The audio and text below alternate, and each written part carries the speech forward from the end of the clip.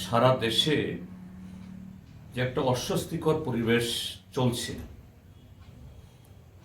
এই পরিবেশ আপনা আপনি তৈরি হয়নি, এটা তৈরি করা হয়েছে। গত 2014 সালে বিজেপির শাসন প্রতিষ্ঠা হওয়ার পর আরএসএস এর যে রাজনীতি, তথাকথিত হিন্দু রাষ্ট্র নির্মাণ, যদিও হিন্দু বা সনাতনী শব্দ ব্যবহৃত হয়, তার সাথে ধর্মের কোনো সংযোগ নেই। এটা আরএসএস এরই কথা।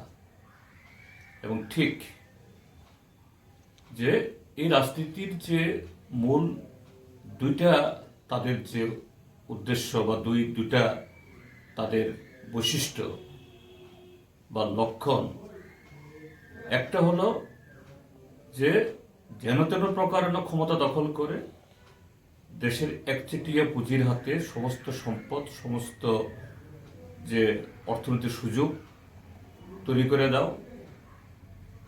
গত 11 বছরে আমাদের ব্যাংক, বিমা, বন্দর, রেলওয়ে, বিমান, এখন সর্বশেষ এলআইসি, কয়লা খনি, তেলের খনি, সব চলে যাচ্ছে। স্বাভাবিকভাবে এর বিরুদ্ধে মানুষ ক্ষুব্ধ হবে, প্রতিবাদ মানুষ রাস্তায় নামবেন।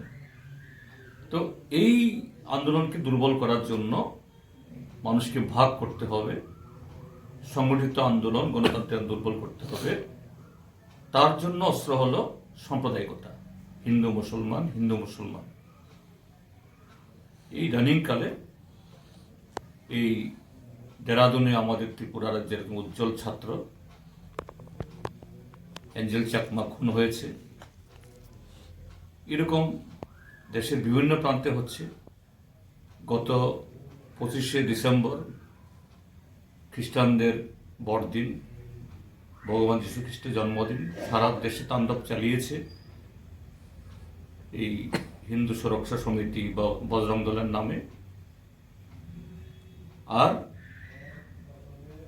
এই রাজ্যের মধ্যেও, এখানে এই পার্শ্ববর্তী দেশ বাংলাদেশে, সেখানেও এরকম মৌলবাদী আস্ফালন, সেখানকার সংখ্যালঘুদের উপর আক্রমণ, তার বিরুদ্ধে আমাদের প্রতিক্রিয়া হবে স্বাভাবিক। ইতিমধ্যেই বহু সহানুভূতি সম্পন্ন মানুষ রাস্তায় নেমেছেন, আন্তর্জাতিক ইস্যু হলেও সংহতি জ্ঞাপন করেছেন, মৌলবাদের বিরুদ্ধে আওয়াজ তুলেছেন। এটা স্বাভাবিক। কিন্তু দেশের অন্য প্রান্তের এই দুর্ভাগ্যজনক ঘটনা বা বাংলাদেশের এই মৌলবাদীদের আস্ফালন, এর বিরুদ্ধে শুভবুদ্ধি সম্পন্ন এবং সংখ্যাগরিষ্ঠ মানুষকে ঐক্যবদ্ধ হওয়ার আহ্বান এটা নেই।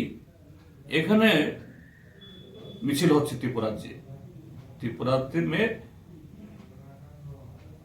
रहना के लिए জয় শ্রীরাম বলনা পড়েগা। আমি আজকে একটা ভিডিও দেখছি। আর গতকাল তারই প্রভাব আগরতলাতে দিদার ভূষণ নামে একজন মধ্যবয়সী রিক্সা চালক, তিনি ফিরছিলেন তার ভাড়া বাড়িতে শহরের এই শহরতলির বিটার বনে।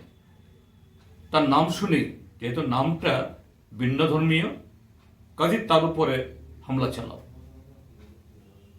যাই হোক, খুবই আশার কথা, গতকাল দল মত নির্বিশেষে শুভবুদ্ধি সম্পন্ন মানুষের প্রতিক্রিয়া হয়েছে, থানা ঘেরাও হয়েছে, প্রতিবাদ হয়েছে।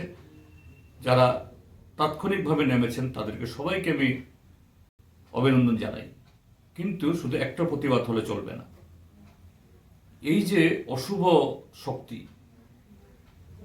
অশুভ প্রয়াস, এর বিরুদ্ধে আমাদের সরকার কোনো কথা বলছে না, শাসক দল কোনো কথা বলছে না, কিন্তু আইন শৃঙ্খলার কথা বলছে। আসলে তাদের প্রশ্রয়ী এবং আরক্ষা প্রশাসনের শিথিলতায় এগুলি মাথাচাড়া দিচ্ছে। আমি এর নিন্দা জানাচ্ছি। তার বিরুদ্ধে দল মত নির্বিশেষে, এমনকি শাসক দলের মধ্যেও আমি দৃঢ়ভাবে বলছি, সংখ্যাগরিষ্ঠ মানুষ এটাকে পছন্দ করেন না। তারাও তাদের মতো করে কথা বলবে। এই বাষ্পকে যদি আমরা হটাতে না পারি, তাহলে রাজ্য ধ্বংস হয়ে যাবে, দেশ সারখার হয়ে যাবে। একে যে কোনো মূল্যে মোকাবেলা করতে হবে।